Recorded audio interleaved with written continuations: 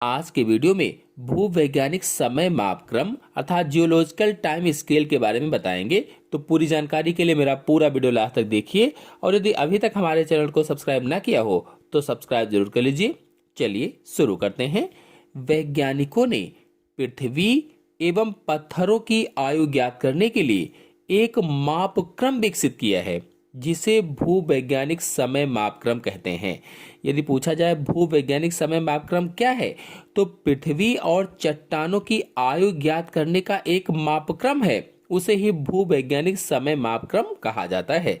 इसके अनुसार पृथ्वी की आयु लगभग 46,000 लाख वर्ष है। इसके अनुसार पृथ्वी की आयु कितनी मानी गई है? 46,000 लाख वर्ष मानी गई है। और पृथ्वी को ठंडा होने में लगा समय लगभग 90 लाख वर्ष है। ये कैसे पता चला? तो भूवैज्ञानिक समय मापक्रम से पता चला है कि पृथ्वी की आयु लगभग 46,000 लाख वर्ष है और ठंडा होने में, क्योंकि पृथ्वी जो थी पहले आग का गोला थी, इसीलिए उसको ठंडा होने में कितना समय लगा? लगभग में 90 लाख वर्ष लगा है।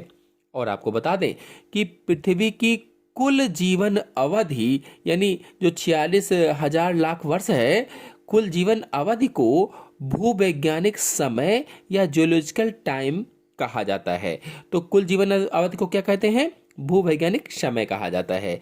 और इसे 4 महाकल्पों में बांटा गया है, 4 एराज में बांटा गया है, 4 महाकल्पों में विभाजित किया गया है। पहला है प्री कैम्ब्रियन काल, और दूसरा है पेलियोजोइक महाकल्प, तीसरा है मीसोजोइक महाकल्प, और चौथा है सीनोजोइक महाकल्प। चलिए इन सब के बारे में डिटेल से समझा देते हैं।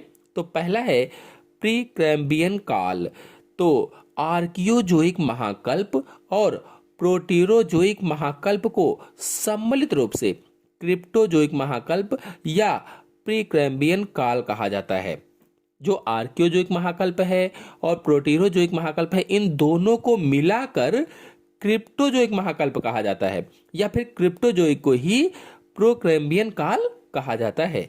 और पृथ्वी की कुल काल का 87% यानी 87% लगभग में है ये प्रीकैम्बियन काल है। 87% क्या है? प्रीकैम्बियन काल है। और यह 46,000 लाख वर्ष पहले आरंभ हुआ था। कब आरंभ हुआ ये काल? तो 46,000 लाख वर्ष पहले आरंभ हुआ था।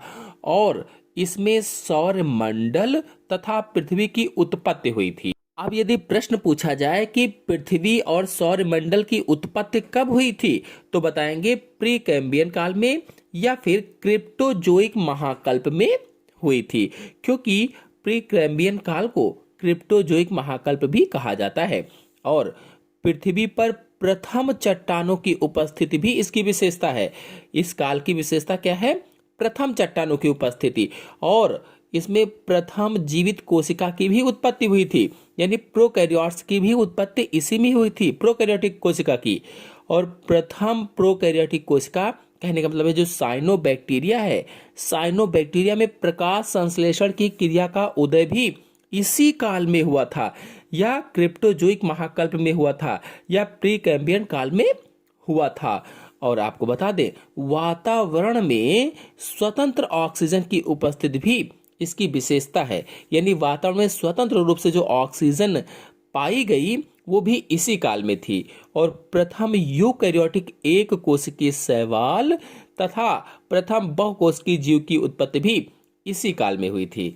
एक कोशिकीय यूकैरियोटिक शैवाल की उत्पत्ति भी इसी काल में हुई, यानी क्रिप्टोजोइक महाकल्प में प्रीकैम्ब्रियन काल में हुई, और प्रथम बहुकोशिकीय जीव की उत्पत्ति भी इसी काल में हुई थी।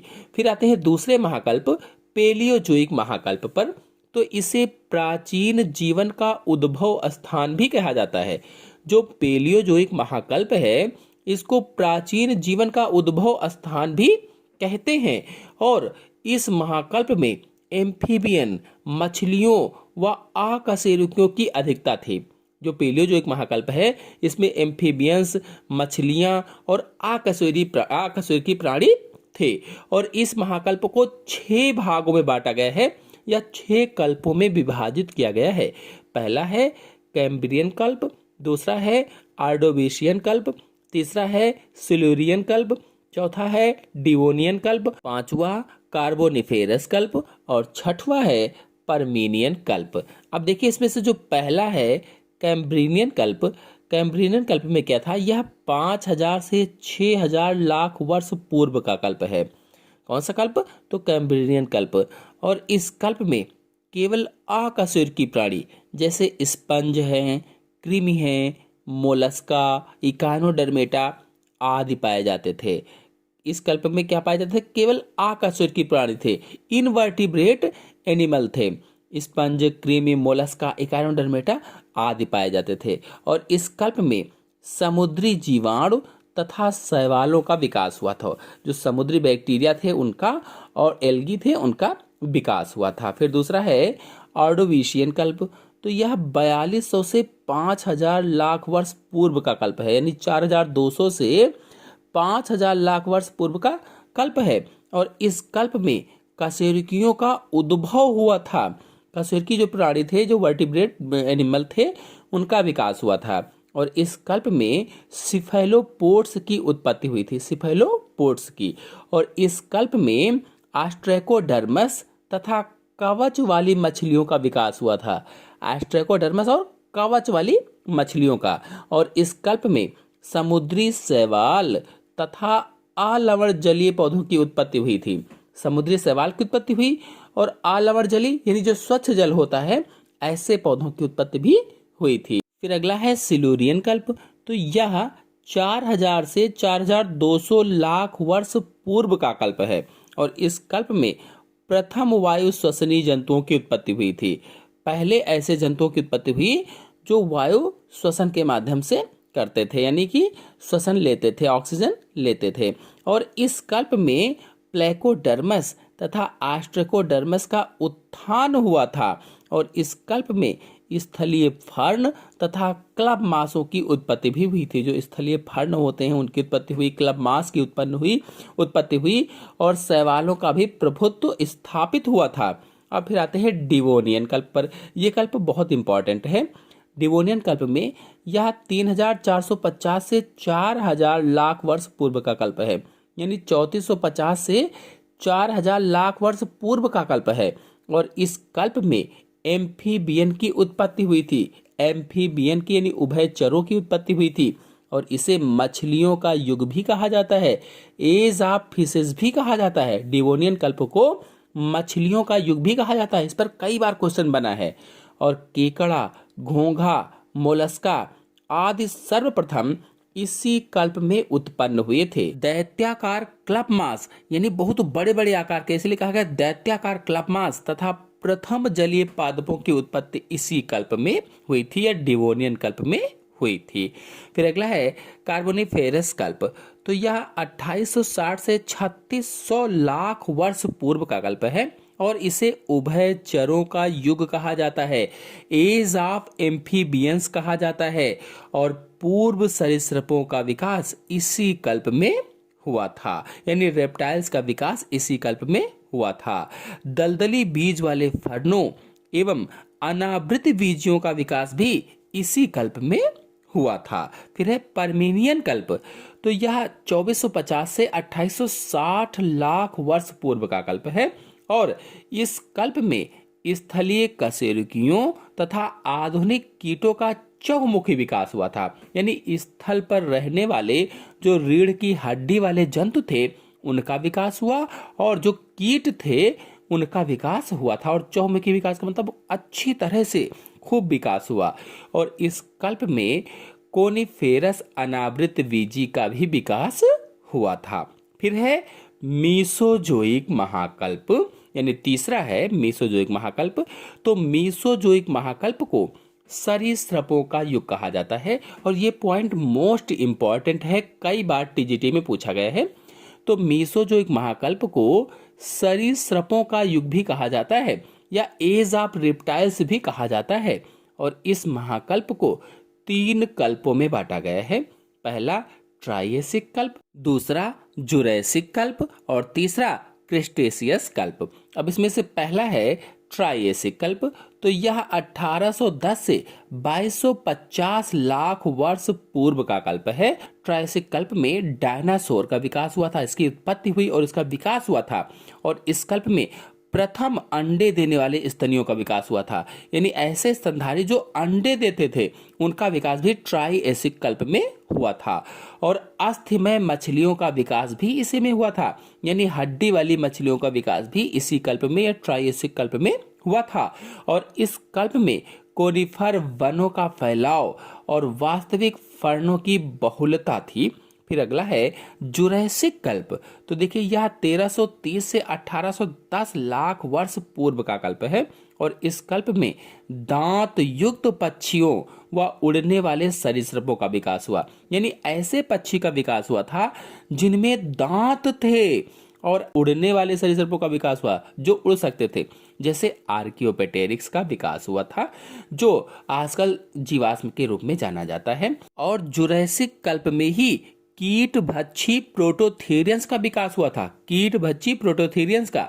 और इस कल्प में अनावृत बीजों का विकास चरम सीमा पर था तथा आवृत बीजों की उत्पत्ति हुई थी, यानी जो अनावृत बीजी थे ये चरम सीमा पर विकास कर रहे थे, ये विकास हो चुका था और आवृत बीजों की उत्पत्ति हुई थी। फिर अगला है क्रिस्टेशियस कल्प, तो यह 630 से 1330 लाख वर्ष पूर्व का कल्प है। और इस कल्प में विशालकाय सरीसृपों की विलुप्त हुई थी। जो विशालकाय सरीसृप थे, बड़े बड़े से सरीसृप थे, उनकी विलुप्त हो गई थी, वो खो गए थे। और इस कल्प में स्तनियों का चहुमुखी विकास हुआ था, जो स्तनधारी थे उनका अच्छी तरह से पूर्ण रूप से विकास हुआ था। और इस कल्प में आधुनिक पक्षियों का उद्गम हुआ था। इस कल्प में फर्न तथा अनावृत बीजी पादपों की अवनति हुई। और इस कल्प में मुख्यतः एक बीजपत्री आवृत बीजी पादपों का विकास हुआ था, यह एंजियोस्पर्मिक प्लांट का विकास हुआ था। फिर चौथा है सीनोजोइक महाकल्प, तो इसे स्तनियों का युग या एज ऑफ मैमल्स भी कहा जाता है। और इसे दो कल्पों में बांटा गया है, पहला है टर्सरी कल्प और फिर दूसरा है क्वाटरनरी कल्प, क्वाटरनरी कल्प। फिर देखिए टर्सरी कल्प में क्या है, यह 700 लाख वर्ष पूर्व का कल्प है जो टर्सरी कल्प है। और इसको 5 भागों में बांटा गया है, फिलहाल उन भागों को हम नहीं जानेंगे। और इस काल में अपराधारी स्तनधारी यानी प्लेसेंटल मैमल्स का विकास हुआ था, प्लेसेंटल मैमल्स का, जिनको अपरा जिनमें पाई जाती थी, और पक्षियों का भी विकास हुआ था। फिर क्वाटरनरी, अगर क्वाटरनरी में देखा जाए तो यह लगभग 10 लाख वर्ष पूर्व का कल्प है। और इस कल्प को 2 युगों में बांटा गया है, प्लास्टोसीन युग और आधुनिक युग या होलोसीन युग।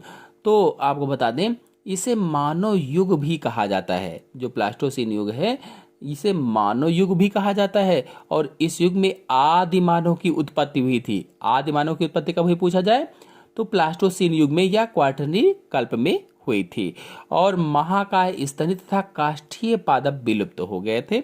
आधुनिक युग या होलोसीन युग में ये 20,000 वर्ष पुराना युग है, और जिसकी मुख्यतः विशेषता यह है कि आधुनिक स्तनीधारी पाए जाते हैं इसमें, यानी आधुनिक स्तनियों का विकास हुआ था इसमें, और सभ्य मानव का विकास इसी युग में हुआ था। तो इस तरह से आज के वीडियो में मैंने भूवैज्ञानिक समय मापक्रम के अंतर्गत 4 महाकल्पों के बारे में डिटेल से आपको समझाया। आशा है आपको अच्छी तरह से समझ में आ गया होगा। समझ में आ गया हो तो वीडियो को लाइक और शेयर कीजिए। चैनल पर नए हैं तो चैनल को सब्सक्राइब कर लीजिए। धन्यवाद।